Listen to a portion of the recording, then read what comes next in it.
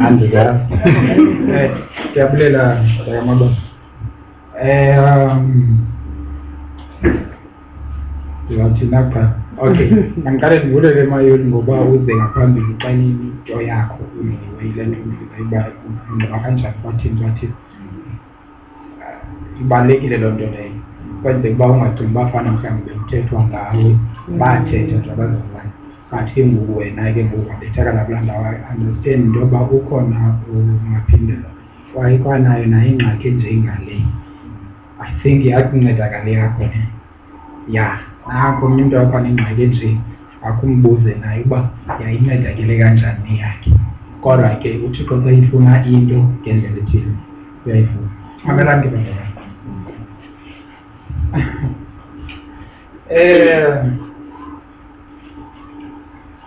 Ningxamele uhamba nebhotolo. Ningatshongo. Ngoba kukho njani. Inkosi ixolisike le. Right. Kukhona nje into endisiyandihla kudala kufundiswa ndihlala inguku. Ndiyaqonda uba kudala ndipostpone andide ndiyisherishe. Andisashimayile umshimayile ke ngokusendisherisha. Okay. Now, usukwini uthi apha isikwa ngo-2016 okanye 15.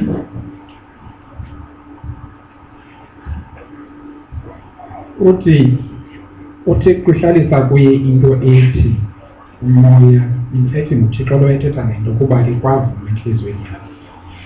But ke ngoku yathethwa ngosukwini. Usukwini ke abangamaziyo ngomisteri wethu inkumsukwini. Kwasoxolisikelela. Uthi umoya kaYuda usaphila. Andiyazi ke ngoku kusekuhlale le nto into yokuba umoya kaYuda uba usaphila funeka thina singabazalwane simjonge uba umoya kaYuda uhamba kanjani na. Alright. Phambi kokuba ndiqhubeke ke nale ndawo sizawuidentifya into yoba yintoni enza uYuda beYuda. Phambi kokuba ndiqhubeke nale ndawo mandiqale apha. Just i-background yam ndizawuthatha nje mhlawumbi 1 minute. Ndingwaze ngqamaka ndimfeni ndibomvu ndingabantu ukuthi ababomvu soseqolisile le. Ndiyayiqonda le tawuni endisuka kuyo ayikhulwanga nje nomthatha ngqamako ziyakhuleza lapha ndiyiqonda uba seyikhulile le yayo. Kukhona izinto endike ndingazi-understand ndiyana ndikuthande ukuba ndi-understandiswe kuzo. Ndiyagqitha kule ndawo ndiyakhona ndingazenzayisethu yabona basenqobo ndiyathanda kukho ndiyokuthiwa likhwela hayi ngqamako isetyenziswe etshotshweni isetyenziswe ewe xa konwatyiwe ayingeni tuwekoze kanti ndivele ndikhuphe ecaleni. Ngoku ndike ndabachwechwela umntu asayingenyime ndizithi eyiqale ndixelele le ndaba yokukhwela ihambe ipheleliphi. Hayi abandixelela ke sake ndathi ndimamele ngenyimeni edlala usive thini nantsi le nto kwezi ngoma ziculwayo imfiyoziswa apha. Andiyazi kudala ndizama uyi-accommodata okanye uba umntu unayo koyayivela izwini andinceda andiphathele apha elizweni. Ndicinga ukuthi kanti kwabantu abanjengam abayivele iba-irritate ivele ndi-irritate mna ndedwa xa kusenqulwa nento likhwela. Yabona xa kuhlatyelelwa nje kusithiwane ayinomsebenzi. Apho ndiqala khona kuba ndiqale ndifuna uba ngubani nalo uthi sisenqula suka akhwele ukukhwela. Ndiyogqiba ndilakaze ngokuqala ndide ndimfumane uba ethi gqinga ivele intswit xa ndisithi ubani nalo usebenzelayo ndingamfumani. Dala angabuza ke napha ubani usiza kakuhle kwenza ndifuna ndimcela xa ndixelele uba isibhayibhile ndiyokhwela. Kuba isebhayibhileni ke noko ndawuthandaza bhetere ndithi mandiyi-understandise kodwa uba ikho phaa heyi ndixolele xa ndikhona. Niyaqonda? Good. Sisenkonzweni ne? Now, jonga ke. Uthi ke umoya kaYuda usathini? Ngubani uYuda? uYuda ungene kanjani enkonzweni? Number 1. Mamelani uYesu wayeneminisi. uYesu wayentoni? Now uYuda wayengumuntu owayekhonza ebandleni likaYesu. Wayekhonza uYuda. Wayekhonza ebandleni likaYesu. Now ke ngoku siyafuna ke ngoku uYuda wangena kanjani kwebandla likaYesu? Ngoba uYuda mose aninaphelo sihle ngaye. Ngiyamqaphela. Akho nto inhle ithetha ngoYuda. Ngiyaqaphela. Great. Masithileni iBhayibhile zethu kwincwadi kaYohane chapter 6 verse 17.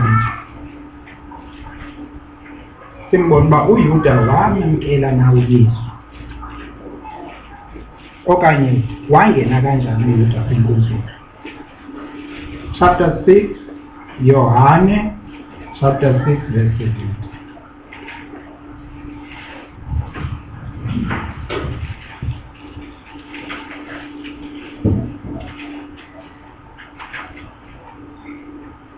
Yohane chapter 6 verse 17. Bengenile ke emkhombeni. Chapter 6 verse 70. Yes. Verse 70. Waphendula uYesu wathi, andinilanga namna. Sesikumgalele kule vesi lapha ngenxa. Verse 69. Nathi sikholiwe sazile. Lapha ku 68, 67, 168. Verse 67. Wathi ngoko uYesu kwabalishumi elinababili. Nani nifuna ukumka yini na? Verse 68. Wamphendula ngoko uSimoni Petros wathi, Nkosi, sosuka siye kubani na? Nguwe onamazwi obomi obungenaphakade. Verse 69. Nathi sikholiwe sazile ukuba wena unguye uKristu, unyana kaThixo ophilileyo. Verse 70. Wabaphendula uYesu wathi, andininyulanga namna nina shumi linababili. Ukanti omnye kuni ungumtyholi. Ngosoqalisikelela. Apha ke bazalwane, into eyenzekayo kungala xesha uYesu acacisa usindiso ebantwini ebehamba naye ababizwa ngokuthi bangabafundi bakaYesu. Babizwa ngoba bazintoni? Bangapha abafundi bakaYesu. Kanti ngala xesha bebebangaphi? Babengaphi? Yintoni umfundi? Umfundi ne disciple okanye isilungu. Now abazifundi bakaYesu ngala xesha babengaphezulu kwe-12. Now into eyenzekayo njengoba njena bengaphezulu kwe-12 uthe uYesu wabacacisela into yoba yazi ukusindiswa akukho about ukuba ufuna ntoni na, ngoba wacaba ngoku uYesu uye wenza zonke. Wenze ntoni? Kodwa kwakukwenza zonke wabafida abantu. Bamkhangela abantu uYesu kanti abakhangeli lizwi, bakhangela isonka. Inkosi exolisikelele. Yakhona ke ngokwingxaki wathi uYesu jongana apha. Umolo wam andizange azoninika sonka, ndizokuninika ubomi. Bathi bona abatsho kuqala basifuna isonka. Wazothi uYesu ndim isonka esisuka ezulwini. Nanso ke lonto ebacacisayo uba thina sifuna isonka esizawusitya njengangoku, ngoku uzukuzulu wena uthi nguwe isonka siza kudla kanjani? Uyithathe apha aba bantu bebefuna isinkwa. Inkosi yoxolisikelele. Now uthe ke ngoku wabaqalisela bacacisele into yoba it's not about prayer. Kodwa ingosindiswa le. Ithi iBhayibhile baye bemka abaninzi bamshiya uYesu. Bathi ke ngoku xa bemka bemshiya uYesu wathi uYesu kwabashiyeke bebangaphi ke ngoku? mabe i-original ubuya ifunda kakuhle ithi abafundi abaninzi. Nivile? Ikhona umuntu oyiva isitsho apha kuyo? Abafundi abaninzi bamshiya uYesu. Phambi koba ithethe le nto ibuyithetha namhla ithini ivesi engentlakwayo yisho kanjalo? Ithini? Ngenxa yoko into eninzi yabafundi. Into eninzi yantoni? Yabafundi, ngesilungu zii-disciples. So niyafumana apha uba abafundi bakaYesu babe more than 12 bemka. Wazothi ke ngoku xa babayi-12 bashiyekileyo, ngaba nani nifuna uhamba na? Nimamele kakuhle ke bazalwane. Ubuza baphi ngoku? Umke 100 mhlawumbe okanye 50 or more asibazi bangaphi, kodwa ithi iBhayibhile babe baninzi. Xa kusithiwa babe baninzi abahambayo babe ngaphezu kwe-12. Niyayiva le nto ukuthi babe baninzi? Babe ngaphezu kwantoni? Kwe-12. uYesu ngoba kumele uba ube ngumshumayeli weli xesha uthi hayi bazalwane masiyibambeni thina. Nina niyi-12 hayi masiyicingeni thina. Zangatsho wathi nina othi nona umcimbi andifuna uphuma ngomnyango. Bathi aba bayi-12 ke ngoku mamela futhi kange bathi bonke aba bayi-12 baluphendulileyo uPetros. Uthini uPetros? Nkosi singayaphi xa sinomka kuba amazwi okuphila siyawabona uba fumaneka phi? Apha kuwe. Kutsho bani? Uphendulela bani? Uyambona uba kathi ndingayaphi? Uthini? Singayaphi. Xa isithi singayaphi uphendulela bani? Uphendulela ne-11 lena. Qhubeka ke ithini ke ngoku apha kusuka kwakhe? Singayaphi? Sosuka siye kubani na? Nguwe onamazwi obomi obungunaphakade. Verse 69. Nathi sikholi. Uyamva uthi emveni koba uthi into ezawusenza singemka kobo yinto yoba siwafumene uba amazwi obomi afumaneka apha kuwe. Andithi? Wathi ke ngoku xa iqhubeka nathi sikholiwe sazile ukuba wena unguye uKristu. Ukuba wena unguye uKristu. Unyana kaThixo ophileyo. Andithi? Good.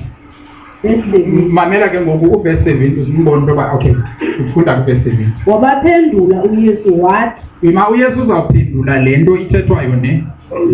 Qhubeka. Andininyulanga na mna nina 12 ukanti omnye kuni ungumtyholi. Mamela le mpendulo kaYesu irrelevant kule nto igqitha othethwa nguPetro. Ikhangeleke out of order. Uba uyacinga xa ufunda iBhayibhile le mpendulo kaYesu ayithi ndikuvile Petros. Hlalani ke bazalwane xa nithetha kanje. Ngoba ibimele uba itsho kanjalo xa ngabana ibe relevant kule nto ithethwa nguPetros.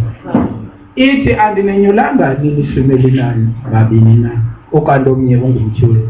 Ithi phele kuloo ndawo. Andithi? Kutheni? Itheni utheni uyesenza nempendulo irrelevant njena kwinto ethethwe apha ngendlu? Yinto yoba uPetros number 1 uphendulile engaphenduleli yena iphendulela bonke abantu sithi amazwi okuphila siwafumana apha kuwe. Asogqiba abuye athi uPetros sikholiwe ngoku thina siqinile uba unguye unyana kaThixo. Uthi uYesu Petros le nto uyithethayo ungayikholwa bangayikholwa nabanye ayinini nonke abakuloo nto. Now ithi iBhayibhile qhubeka ke ngoku wathetha la mazwi ebhekisa kuYuda ne? 71. Wayethetha ke ngoYuda Iskariyothi kaSimoni. Kuba wayesazibiza kancane. Kuba lowo ibinguye obeza kumncane. Now ngeli xesha uYesu yena uPetros ebaphendulela uphendulele nabani? NoYuda. But ke ngoku xa ngabana sethetha uYesu uthi Petros ayinjengoba usitsho sithi nonke nina niyi-12 nilapha ninale bungane. Apha phakathi kwenu kukhona umtyholi. Ewe ndinenyule nangaba uYuda wenziwe njani wenyuliwa ndithi ubiziwe naye sindisiwe naye andithi sindisiwe nje nasibizwe nguYesu noYuda webizwe ngale ndlela babebizwe ngayo uPetros. But uthi ke ngoku omnye phakathi kwenu ungubani? Sure. Sesexolisikele. Naw ke ngoku izame ke ngoku lento ibizi interest yam ba kutheni kuze kuthi apho kuYesu kona kube khona umtyholi. Sesexolisikele. In fact yintoni le imenze uYuda wayudeka? Yintoni ikuphe uYuda pha kuYuda? Nama ke siyeni chapter 12 ke ngoku.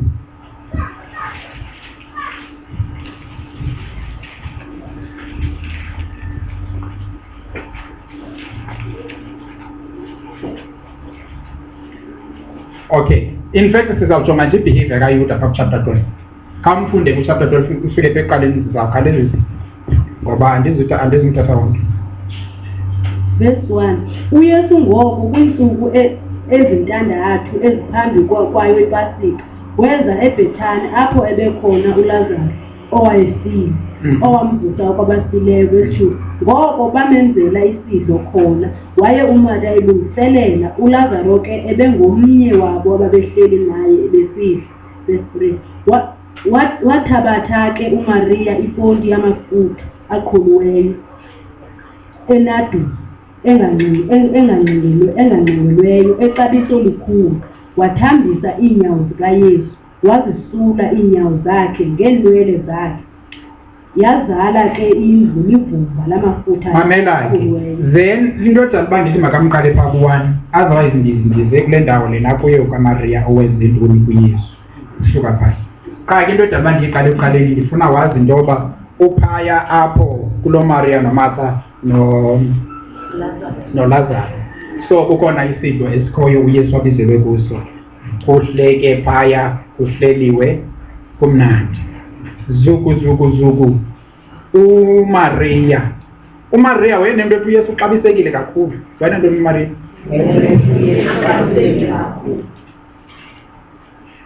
now uMartha wayenento ethi uYesu uxabisekile kakhulu. Wayenantoni uMartha?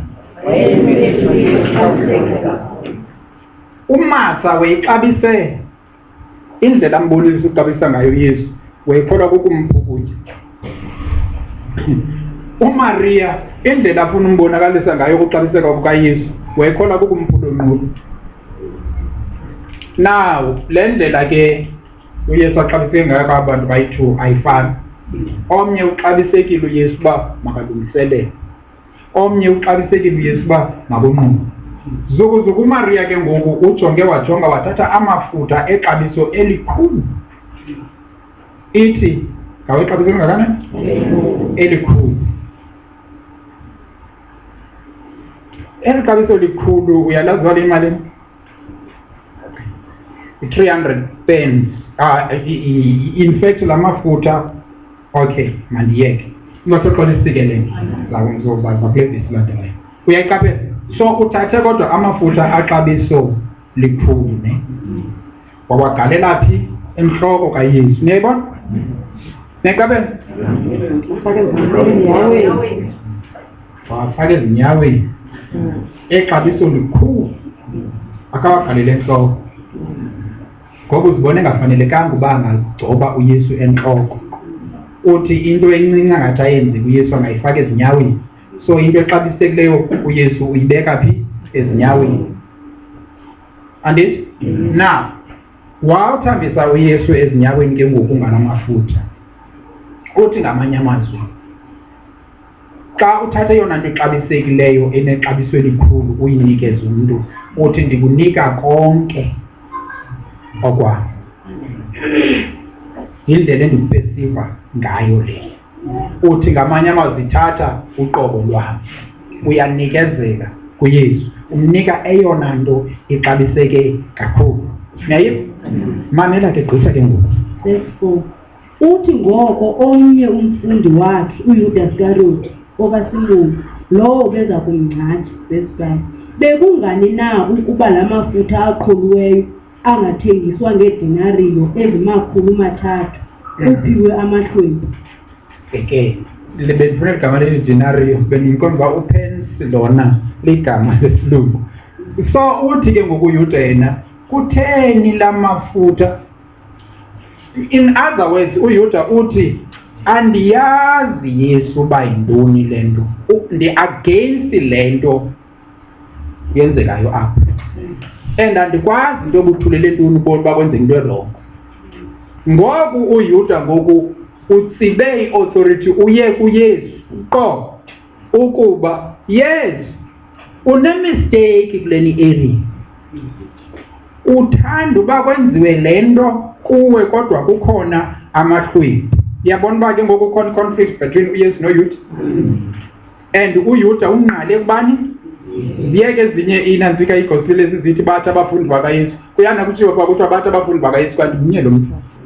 Now uYuda unqale kuYesu, why uzawuyeka amafutha exabiso agalelwe ezinyaweni endaweni into yoba asiwe emahlwempini? Why? Thetha uba uyiboni wena bayirongo le nto yenzayo. Uhambele bani ngokuyuda? Umoya kaYuda usaphila. uYuda ukhabana neliphi ilizwi? Ukhabana nelizwi apha. Okay, uYuda ubonakalisa inhlonipho kuYesu. uMaria mosebebonakalisa indlela amhloniphe ngayo Yesu alithi. uYuda naye ubonakalisa inhlonipho kuYesu. Akabonakalisa inhlonipho kuYesu. Uthi xa kuhlonitshwa uYesu athi le nhlonipho inikezwa wena Yesu, lingakufanelanga vimele uba inikezwa ngahlwini.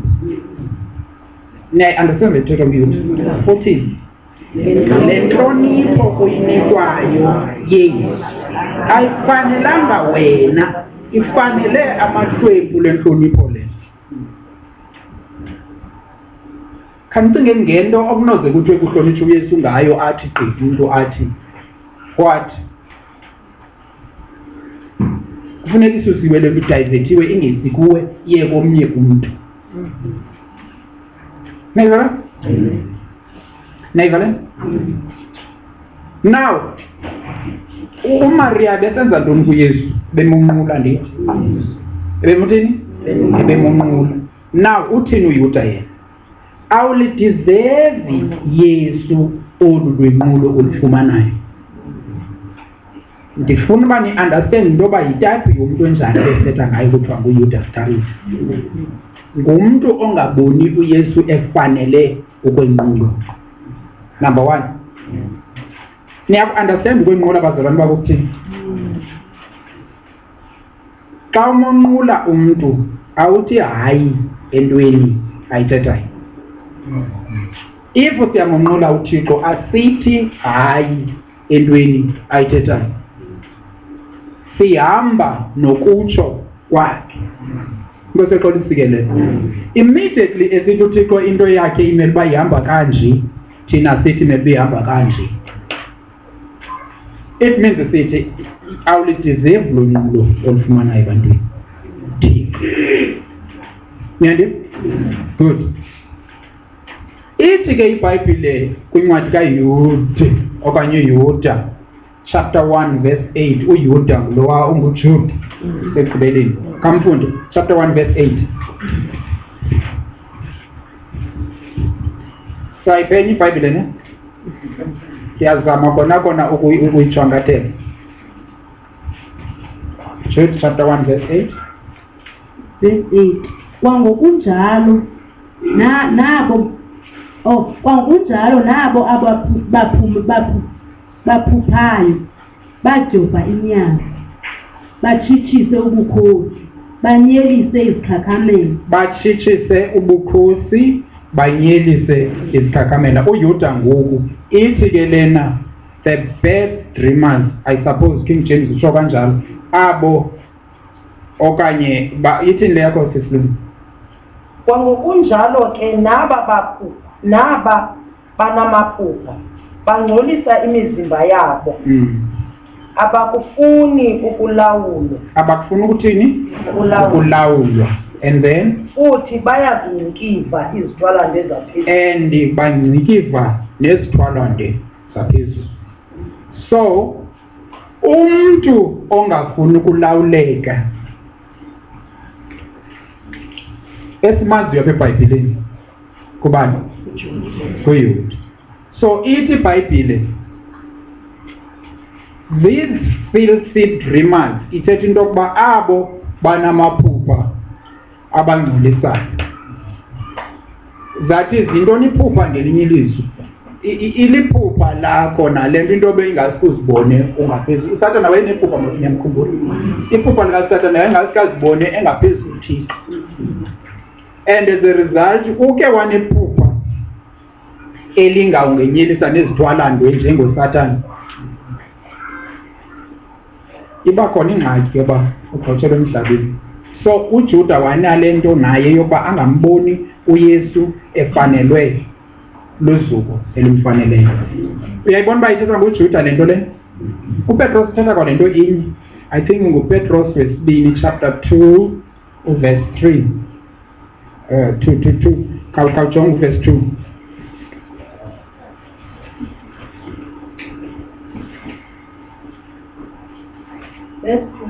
Baninzi abakulandela intshabalalo yabo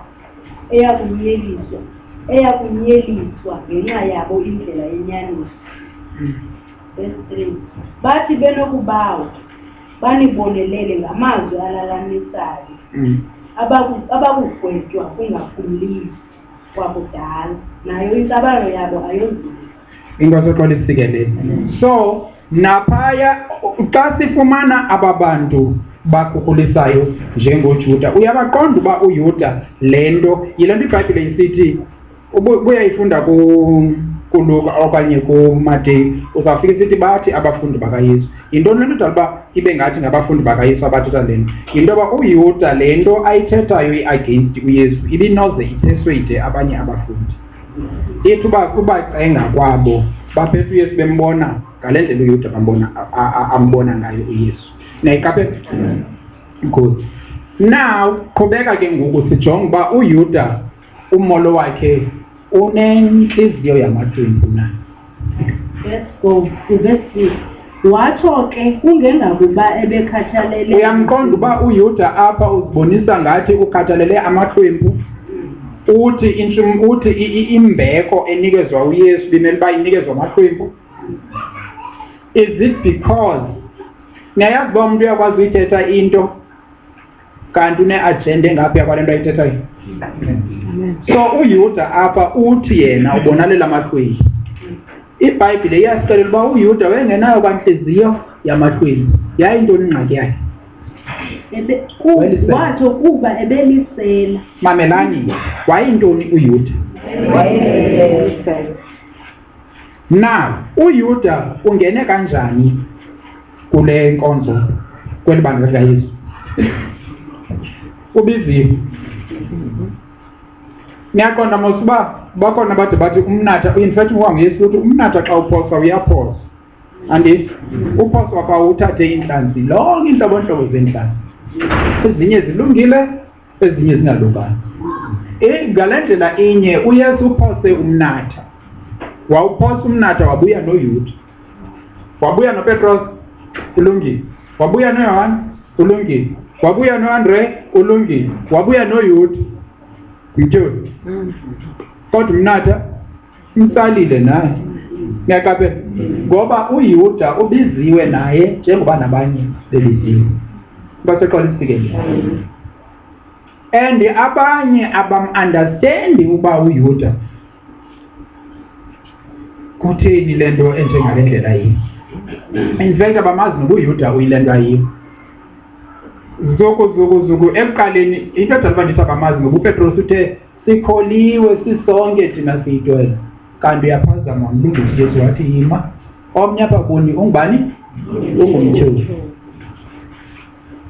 Mamelani ke bazalwane, andisherishi ke mna ke ndisherisha ngenxa yento yenzekileyo. Andithethi into ndiyithetha ngenxa yesiganeko. Yiyona nto ndiyiqaphela nyani leyo yoba ndisherishe ngenxa yesiganeko. Andiyifuni kwayona nje. Le nto ndiyithethayo ningajongi izinto nithi uyambona ngoku unoba ngoku kukwesubani kuthethwa not mna. Nibo ndazi nokuba kunini ukuba andikhe ndithethe ngokwesiganeko qha xa ndifuna sifunde ngendawo ethile ndiyana ndifuna uba siyifunde loo ndawo leyo. Ngiyaqonda?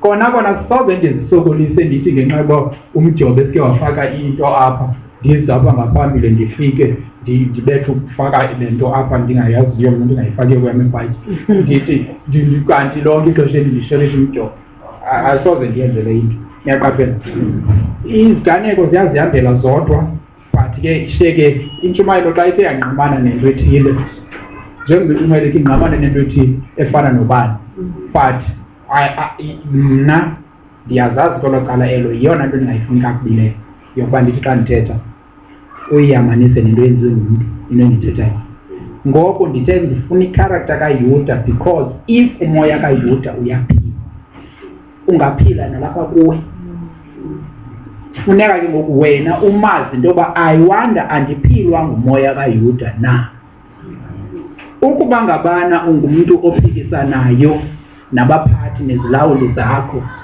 ikhona ingxaki nandi kukhona nto ingxaki yintoni ingxaki ulawulwa umoya kaJuda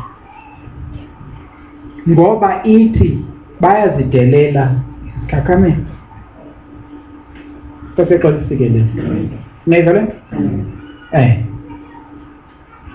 now then secondly uYuda wasindiswa uYuda wabona waqonda mhlawumbe uYuda ungokugqibela usindiswa ngoba simva ngala xesha kubizo qaphela le sokuze ukusibona kukhona umuntu uthile kuthiwa nguYuda yile nto le elibali lithi le movie ithi Jesus of Nazareth iyanemvezo uYuda efika yena ezipresenta kuYesu esithi ndiyakwazi utolika iziscripture ndiyakwazi ufunda iilanguages ezininzi awunakwazi uba ungamthathi umuntu onjengam ndithi uba ndiyijonga ndibona uba bakwazi uyityepha into yoba yina bongene kanjani uYuda apha ayitsho kodwa ibhayibhile qha ke bona indlela abayibeka ngayo bayenza ikaciwa uYuda zange angene ngale ndlela abanye bangena ngayo abanye kwafika beloba emveni kwangoko babizwa izani zabalungu baba uYuda asimfumani ncam uba ungene kanjani kule ministry yethu now uYuda ngenzeka ufike wazipromota mhlawumbe wathi ndingancedisa endaweni ethile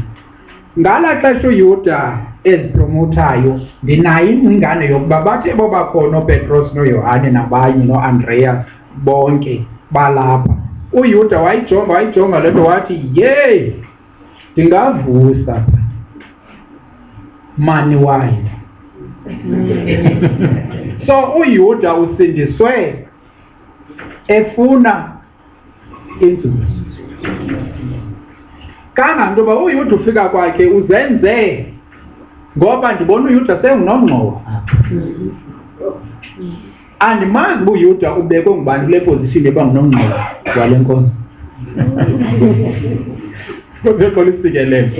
and kuyabonakala into yoba uYuda uye waziprova uba yena nganguye unomngxowa yile nto uYuda besindiselwe yona le uba abe notasi into sekhona isikelelo nyhani uYuda ufika kwakhe wayibamba itasi wayifaka kuyo ufaka kwakhe itasi kuyo uYuda waqonda uba ndiyifumene le nto endiyifuna ndizayitya le mali yabazalwane and abazi ukundikhalazela abazi undibona ngoba bangadibanga abazalwane niyayikabela imagine uYuda uya kuYesu if uYuda bemkholelwa uba uYesu unguYesu ebengaze atye imali yeministry kaYesu uYesu ekhona esithi uYesu mna ndimlona uthunyiweyo wenza izinto eziva kubawo therefore akho nto endingayiboniyo angahamba apha uYesu ethetha izinto ezingaziwayo azithethe nangomntu uphinde ube naso isibindi sokuba utye imali yeministry kaYesu no sendilibuza njena ndifuna nicinge ngoYuda nimbone indlela anyukunyuku ngayo kodwa uhamba apha nayo ikweshini ngenzeka uba ithi wathini uYesu azange amgxothi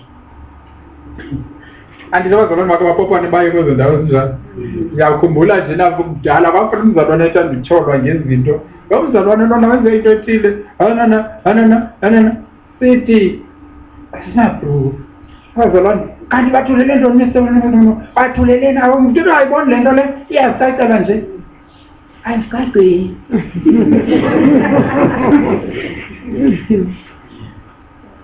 ukuzifumana kwethu sizawudila naye according kodwa asinaproof hayi nabamyekile abanye babezesithi enye into bayamthanda sasimthanda into seqolisikelele now uYesu uhleli nesele nifuna uthini ngoYesu? uYesu noba wayelazi elisela nawayelazi ukuba xa kufakwa imali engxoweni elisela liyayithatha liyozonwabisa ngayo lizenzele into sibe lithanda uzenza ngale mali yenkonzo. Wayazi? Nisho? Andinenjolanga na into endifunayo ukanti omnye apha ungumtyholi. And wayengapopwananga ngeli xesha esitshoyo. Ithi iBhayibhile wayeyithetha le nto eyithetha ngoYuda. Abanye zange babazi kuthetha ngabani na xa isithi kukho umtyholi apha phakathi kwethu. Bacinga bafana ngowe-13 umtyholi, kodwa utsho kakuhle uthi umtyholi ngowe-12. Bona bathi bojongana baqonda uba hayi lo mtyholi noba ngowe-13 lo Umoya yena. Niyayiva le? Now sifumana ke ngoku lo Yuda uzincedayo ngemali yantoni? Yenkonzo. Kodwa uhleli phi? Apha enkonzweni. Bese lisikelela. Apha siya khona ke ngoku sikaciselana ngale ndawo into yoba uqaqedekile lo mntu. Ngoba mna ndiyibona ingqaqadeko lena yoba wenza into erongo apho kukhona umuntu omaziyo into yoba soze kuthi kanti akayazi le nto endenzayo.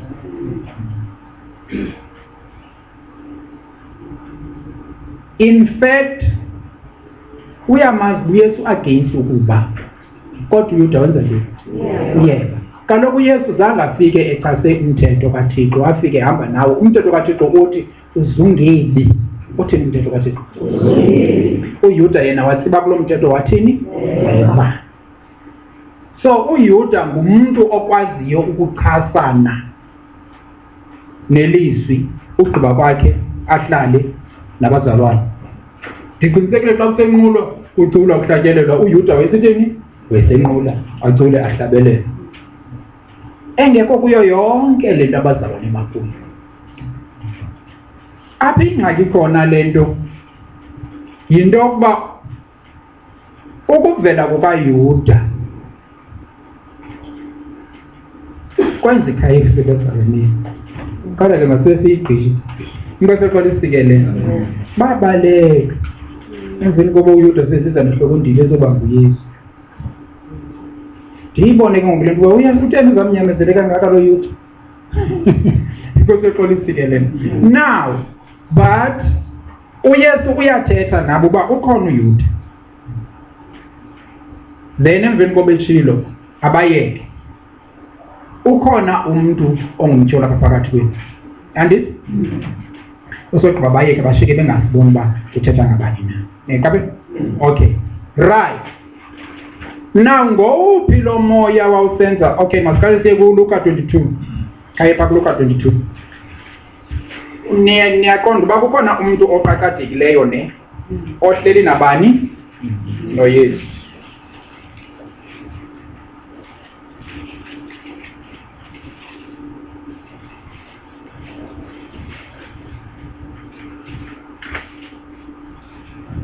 Uqale phaa ku-1 again. Umvuzo womnqatshi wathi Ewe.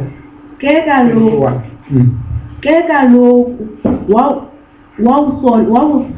wawusondela umthendeleko wezonke ezingenagwele ekuthiwa yiPasika. Verse 2.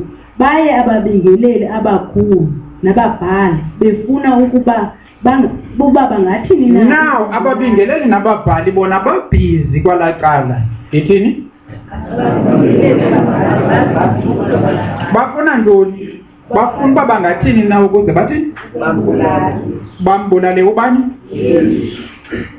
uYesu ngubani? Ngulizwi. Selimlibele ne Yohane chapter 1. uYesu ngubani? Ngulizwi. uYesu ukwangubani? Ngunyaniso. So amaYuda busy afuna ukwazi into yoba ngenza kanjani into babulale inyaniso. AmaJuda okanye aba bakhokheli bamaJuda bayayazi into yoba uYesu akafani nabo. Bazi ntoni? Isizathu soba uYesu angafani nabo yinto yoba uYesu ushumayela ilizwi likaThixo lililo. Bona bayeka kudala ukwenza le nto ifunwa nguThixo. Baneyabo indlela ababona uba bekumele bakushunyelwa ngayo. Now uYesu ke ngoku yena ungulizwi ungunyaniso. Bathi ke ngokubona singenza njani simbulalela umuntu kuba sibona ingathi ngoku uyabawina abantu abaninzi. Ubawina ngakwelicala lale nto. Andithi le nto ke yintoni la ishumayela uYesu? Inyaniso. Ngoba ungubani? Ungunyaniso. Loseqolisikelela. Mamela ke ndikuxelele into. Kwala cala sinoYesu unabafundi bakhe. Andithi? Kwi-opposite end sinamayuda. uYesu nabafundi bakhe bahambisa ilizwi likaThixo. Andithi? Ngapha sinamayuda afuna ntoni? Ukubulala le nyaniso yandiswa nguYesu. Andithi? Xa nicinga ngubani lona uthi ibulaleni le nyaniso? Ibulaleni le nyaniso nini? uSathane. Andithi? Kukho ni-opposite end. Inabantu abathi yeyi kufuneka ihambe le nyaniso kubantu bonke ngoba sibonile ukuba inamazwi okuphila, inamazwi obomi. Uyamkhumbula esithi Petros kuchapter 6 andithi? Le nyaniso kufuneka iye ebantwini ngoba ingamazwi obomi. Utsho uPetros yena. Andithi? Athini amayuda nkulunkulu? Mayibulawe le nyaniso. Le inamazwi obomi. Mayithini? Mayibulawe. Ngubani lo nithi ngubani uyibeke apha ke ngoku kumayuda? That is kwinkokheli zamayuda uba makubulawe le nyaniso. uSathane. Andithi? Ngubani lo ubeke ngapha into yoba le nyaniso mayivakaliswe kulo lonke? NguThixo. Na qhuba ke ngokufunda verse 3. Verse 3. Wangena ke uSathane kuYuda. Good. Ungene kubani uSathane? kuPetros, niyambona? KuYuda. Okay. Now uhleli apha uYuda, uhleli noYesu, angamkholwayo, angamthini? Angamviyo, angamhloniphanga, angamboni efanelwe yinhlonipho, kodwa uhleli naye. Ngapha sinamayuda nawo ambona uYesu ngale ndlela uYuda ambona ngayo. Niyambona? Ucinga fana ke nyani ke uSathane okwazileyo ukuthi emayudeni mabulawa inyaniso. Akayazi uba senehala lakhe lakhileyo ngapha. Wakhe ihala ngapha elizi-expose ngokuba lethi lingenile eministry kodwa libe lingafuni ukuhamba ngokwendlela abahamba ngalo abanye. Now uliphikotile waliphikothe lithi mna ndizakwenza ngale ndlela ndithanda ngayo. Ndiyazi nale nto uba kuhlonitshwa uYesu kakhulu, singathi le nto lena kuhlonitshwa umthetho womntu apha, kuhlonitshwa. Uyazi uba bakhona ezinye izileke ehlane ezithe zithi singathi apha kuthotyelwa umfundisi kakhulu. Niyalo nto leyo? Mna ndihambi ngomthetho wecawe mna. Niyazazo nto? Andihambi sometimes what goes far as imfundiso yomntu. Funa uyiva direct into okuthile. Nyazo zibhukuku ezibakhona nazo zisithi zisinzima. Ithi iBhayibhile bayana bazidelele izikhakamelo. Uyabona uba uThixo ithi iBhayibhile bahlonipheni abasemagunyeni. Anditsho ukuba ndifanele uhlonitshwa. Mna ndihlonitshwa kakhulu xa ndisemsebenzini. Andifuni enye inhlonipho, andiyigayi kwaleya. Uyanandazi umntu lwa xa ndingena noko irespect yam xa ndisithi izinto ethile ubani uzawushumayo yenza. Niyaqaphela? Nalapho ndifike bantu ngena. Ngiyandazi abantu bantu. Ngiyazazi andifuna abantu bandazi banje ngubani uba balibele igama lam fine. Bazandikhumbuza xa ndibaxelela into yoba uzakwenza into ethile wena. Naseqolisikelele kaloku ndisebenza ngumntu kwamna nje ndiyayiqonda loo nto ikhona.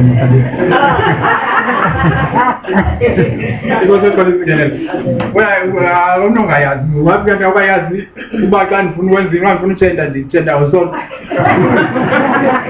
Alright. Now bendithi uba igift yam le abazalwane ndingayithathi kakhulu. Alright, mamela ke. Oh, ndingakanzi ithethe ungatshintshi so. Ungatshintshi kodwa nawe uyavumela ukuthi. Mamela. Kwangale ndlela inye. Kukhona uYuda apha odelela uYesu. Kukhona uYuda theni? Ongamboni efanelwe ukuxatyiswa. Othi mna nawuhamba ngalo mthetho kaYesu mna.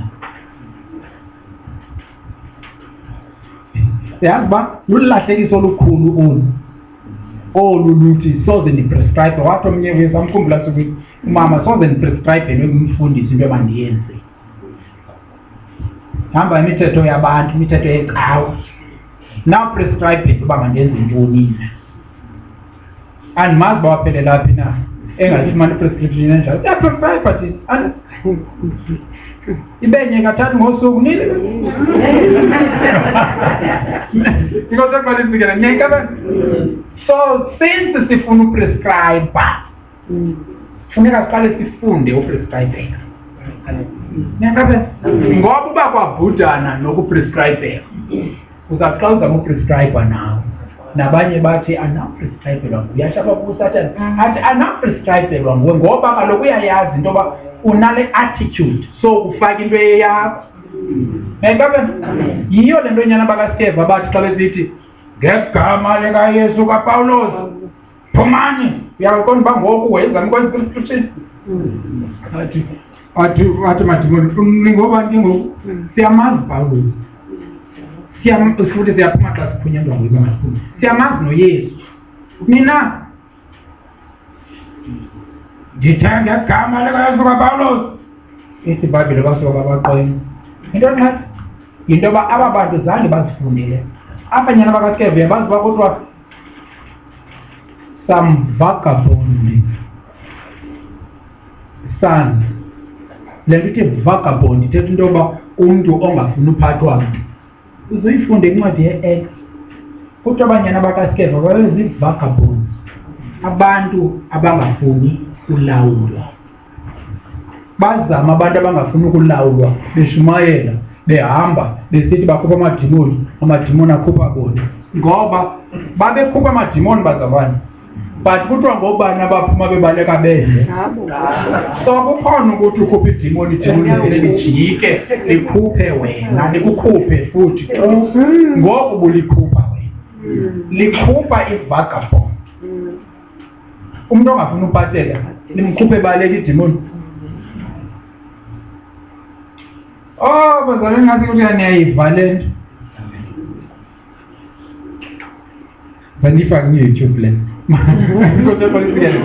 Mamelani. No, ingxaki kukhona i-vagabonds too much ebandleni kwenzuku siphila kuzo and zilawulwa ngumoya kaYuda. Amen. Ingenzeka uba nawe unayo iproblem yongafuni uphathwa.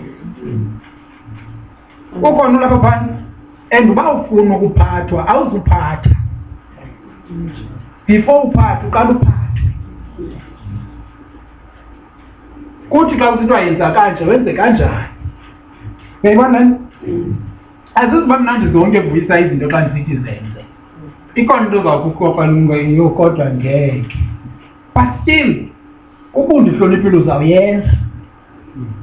Ngeke nami ke komcala lam andizumabuse ukuvuyisa kubafazi bozawuyenza into kuba nami ithe iBhayibhile ndingazi kanjani. Ngeke loo nto leyo.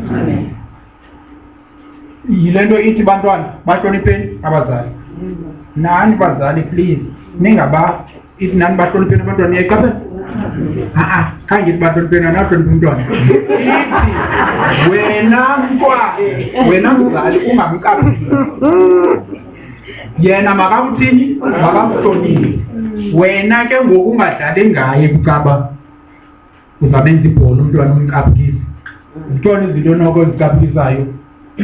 Umgade ke nomntwana angahlale sithi ngani kodwa ngazali engakucaphukisi umgade yintoni le ngikwaningakwa lapha kuyo umgade sewunayo wena line yoba andicaphukisi bantwana umoya wami kodwa hayi uzaba kuhayi emntwaneni and baka kamamela ndawo mkhupha ngeswazi ngoba into ayiyo ngumntwana umqolo umntwana ngolula nto nto ngosoqola isikelele nayiko loo nto le.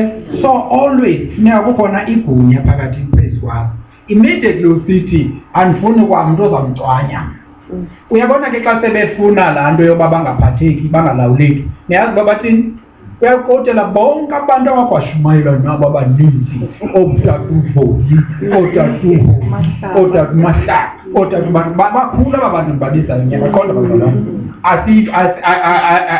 Andibabizi kuba kutheni, noba umntu angandiva ndithetha ngabo is because ndiyabazi uba ngabantu abudala babakhona bashumayelayo abo. Wansaqalela ukukotele bonke ndikhe ndahamba nobani, ufuna ungalawuleki lo mkokothelo lo. Amen. And ungenwe ngumoya kaJesu. Akho nto irongo ukuhamba nabatata abakhulu. Ayikho. Ikhona? No, ayikho. Intle loo nto leyo uba ukufundile kubo, ngoba ndicinga uba nabo banemfundiso ethi phatheka. Amen. Lo moya ungaphathekiyo ngokayuda. Ingaseqola isikelele. Right. Niyayiva le? So umoya kaYuda funeka ungathini? Ungakulinguphile phakathi kwethu. Ingaseqola isikelele. Mamelani. Ndithi ke ngoku ndithi uSathana uye wangena kubani? KuYuda. Because besezazi into baselenzile icebo kubaFarisi. uSathana usebenza kanje bazalwane. Ukhangela umuntu azamdibanisa lo muntu. Yindlela asebenza ngayo umoya wakhe leyo. Ukungenwe ngumoya wombulo. Ukhona umuntu osekulungiselele yena amfake umoya wombulo. Amen. Ubuye wazofaka apha kuwe ke ngoku. And akazuthatha laa mntu uzifunela uThixo ayomdibanisa nalo mntu ungenwe ngumoya wombulo. Uzawukhangela umuntu asempreparishile azomdibanisa nawe, wena sekupreparishile koluqala. Nayivele? Now in the same way kweli cala upreparishe uYuda, empreparisha ngokuba abone uYesu engeyonto. Ngoku kulula ke ngoku uSathana angene kuYuda, because uYuda ngulona kuye kwacaba uYesu lona ufike benguye owenza uSathana angangeni lula kuwo. Akambonanga inguyesu wakhe exhamsekile. So yatsho yamenza loo nto leyo kwalula uba uSathana angena phaa kuye. Kungena kwakhe utsho ayephi? Verse 4. Wemka waya wathetha nababingeleli abakhulu nabaphathi betempile ukuba angathini na ukumnikela kubo. Uyambona ngoku? Uyambona uba uYuda uthe ungena kwabo nguSathana waya kobani? Kwaba bantu bathi mayibulawe inyaniso. Wafika phaa kuye wathi wayodiskasa nabo uba le nyaniso xa ndinoyinikela phaa kuni nizandibhatala mani. Licela eli bazalwane. No, i-entry point kaSathana kuYuda bubusela nokuthanda imali. Ndithini? Okay, kanti nge-entry point mani umnyango angena ngawo uSathana kuYuda bubusela. Yinto? Uba ke waqhelana nezinto ezininzi umane uthatha izono ezithile uzamkele uvula umnyango kaSathana ebomini bakho. Nyandisa okuye umane uzamkele izinto ekuthiwa zirongo uyuvula umnyango kaSathana phi ebomini bakho. Mamelani bazalwane, umnyango ungena uSathana kuwe emveni koba usindisiwe uvulwa nguwe. Amen. NoYuda emveni koba emkele uYesu umnyango ongena kwaSathana wavulwa nguye, ngoba uthathe ubusela bukaSathana. Uthathe ubusela bukabani? BukaSathana wabugcina kuye. Ugcina kwakubusela bukaSathana wathi uSathana wathi hayi ke ubusela ngumnyango endingena ngawo nakubani na. Ukudelela nokungamameli ithi iBhayibhile ukungathobeli bubugqwirha.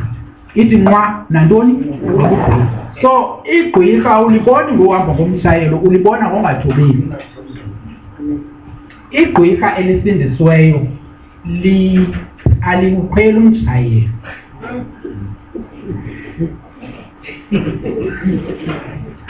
mani bazalwane likhona igqwirha elingasindiswanga likhwela ilofu nomtshayeli kushilo le nto njengoba ndisho kuthiwo into yoba andilazi igqwirha elisindisiweyo alikhweli ilofu nomqamelo kuba kaloku lona lisindisiwe nantoni nomtshayeli kuba liteni lisindisiwe lithini lona alithobeli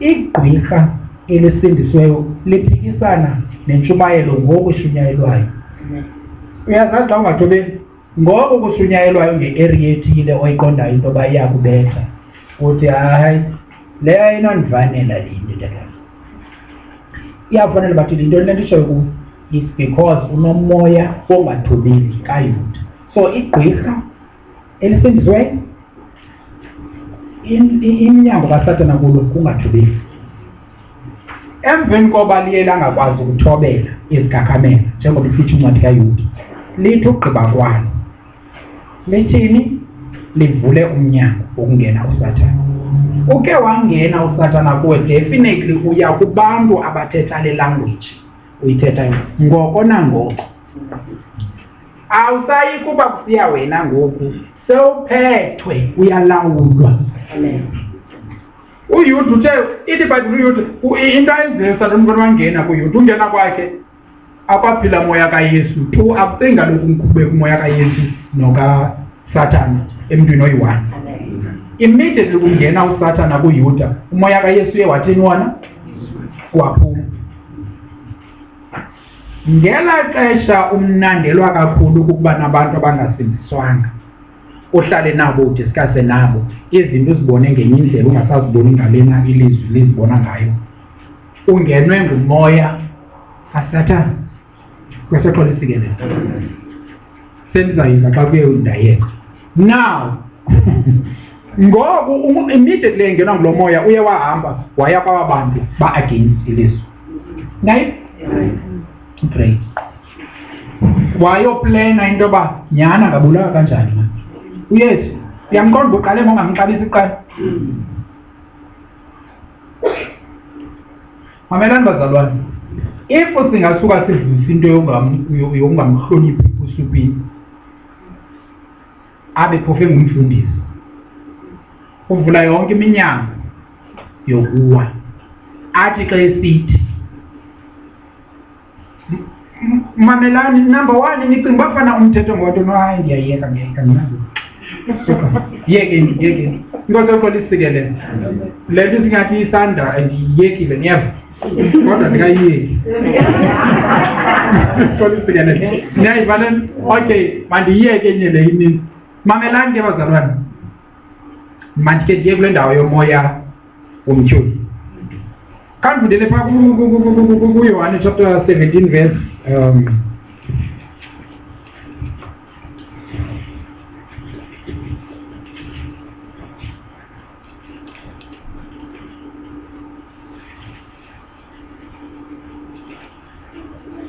inkosi yoqola isikelele uzukonjekele verse 22 okay makanjani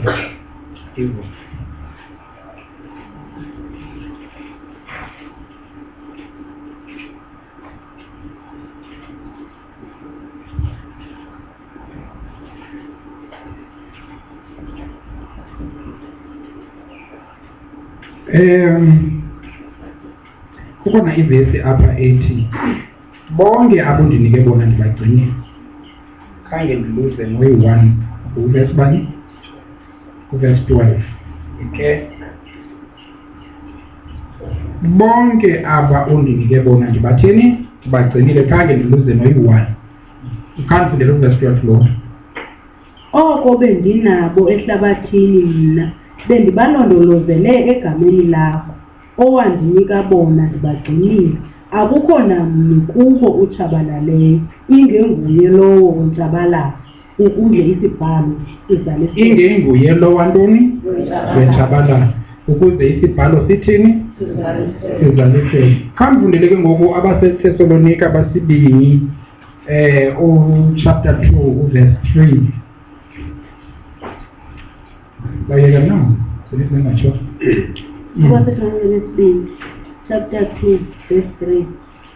Makungabikho bani unilukuhlayo nangalunye uhlobo ngokuba ayinakufika yona. Lungakhange lufike ulahlo lokuqala atyhileke umntu wesono unyana wotshabalala. Okay, besithe umntu oye walahleka kuYesu ngubani? Unyana wantoni? Ngubani? Unyana wentshabalala. Nguye yedwa olahlekileyo. Ithi iBhayibhile ke ngoku apha akuzude lifike elelixa lokubuya kukaYesu, that is imini yokuqhwila, engakhange athini afike unyana wantoni? Not necessarily ukuqhwila, ukugwetywa akuzufika engakhange afike unyana wantoni? Wentshabalala. UYuda unyana wantoni? Umkhasi Kristu unyana wantoni? Imani uYuda unyana wantoni? Umkhasi Kristu unyana wantoni? Okay, kafunda uYohane ke ngoku chapter uYohane uqala 4:3 yokugqibela le noveli.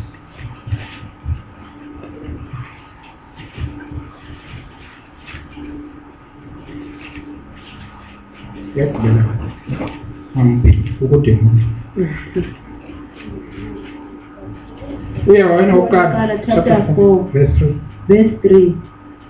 Nomoya wonke ongamvumiyo uYesu Kristu eze esenyameni asingoko kaThixo, lo ngukamkhasi Kristu, lowo niwuvileyo ukuba uyeza nangoku uselukho ehlabathini. Ayifiki ke ngoku le nto ifu lo moya ithi iBhayibhile ukugwetywa kuzufika ungafikanga ngokwenyana abani? Wentshabalalo. Andithi noYuda nguYuda ongunyana wantoni? Wentshabalalo. So lo moya wawukhokhela, lo moya ukhokhela umkhasi Kristu ngumoya wantoni? Ngumoya we-Antichrist, ngumoya womkhasi Kristu. Niyandisa? Lo moya wakhokhela uYuda ngumoya wantoni? Ngumoya womkhasi. Mamelana ukuba uYuda ngunyana wentshabalalo nomkhasi Kristu ngunyana wentshabalalo. Okay. Niyayivana ndlela? Ukuba uSive ngunyana wakho nomdyobhi ngunyana wakho, ikhona into edibanisa uSive nomdyobhi? uSive nomdyobhi banegenes zabo. Niyandisa? So probably uSive uzawufana nomdyobhi ngoba kaloku ngabanyana bam bobabini. Niyaqaphela? Ukuba uYuda ngunyana wentshabalalo nomkhasi Kristu ngunyana wentshabalalo, then umkhasi Kristu, umoya womkhasi Kristu ngulo moya operator kuYuda. Niva kakuhle ke ngokuba ihamba ke ngokuzoyicwalisa laa nto sukeni uba yayingasuki njena kuyo, yayisuka kuThixo lena ithi usaphila, kuba ithi iBhayibhile lo moya womkhasi Kristu ukhona ehlabathini. Uza kuza ehlabathini sele utheni? Ukhona. So that is why ke ngoku nibabona abantu abakwaziyo ukuthi ebandleni babehave ngendlela uJuda abehave ngayo. Ngiyaqabela le? Ngizama ukuconclude yonke le nto lena, andizuzithatha ezinye izinto, but ininzi le nto kaJuda uzawuthi xa uyifunda uyicinge into yokuba ndifuna njena mntu uba ndikuvula amehlo ukubona ubuhamba kanjani umoya kaJuda. Niyandisa? Oh, ibinguPetros Petros wesibini chapter 2 verse 10 lona naye uthetha laa nto inye ithethwa nguJude. Ndiyayivula ke ngoku kamfundi, uPetros wesibini chapter 2 verse 10 laa nto ithi abazilulameli izikhakamela. Apho ndiyakhona abazalwane, ukuba ngabana akufuni ukuphathwa, uneproblem yokulawulwa ngumoya kaJuda, umoya womkhasi Kristu, and xa sefika umkhasi Kristu ulisisisulu sakhe. Ndifuna unishiya njena naloo nto leyo. Petros chapter 2 verse 10. Ngokukodwa ke abo balandela inyama ngokukhanuka ukuzijoba, abadela ubukhosi, ngabasileyo abenza ngokuzithandela, abangoyikiyo ukunyelisa izikhakamela. Niyayiva le nto? basile abenza ukuzithandela and aboyiki ukudelela izilawuli. Sesifikelela. So be careful. Uba ngabana kubekiwe kungabazalwane kwathiwa le nto mayihambe kanje, uyi-understand ungayi-understand ka okay uyenze ngale ndlela kuthiwa yenza ngayo, ufunde ke ngoku ukuyifumana ngoku uqike kwayo. Bazalwane mandiyime kule ndawo niyaqonda, ndizama umlumkisa njengoba umoya kaYuda ephila nje ungakulingi ukulawula kusaqalisikelela. Alright. Niyazi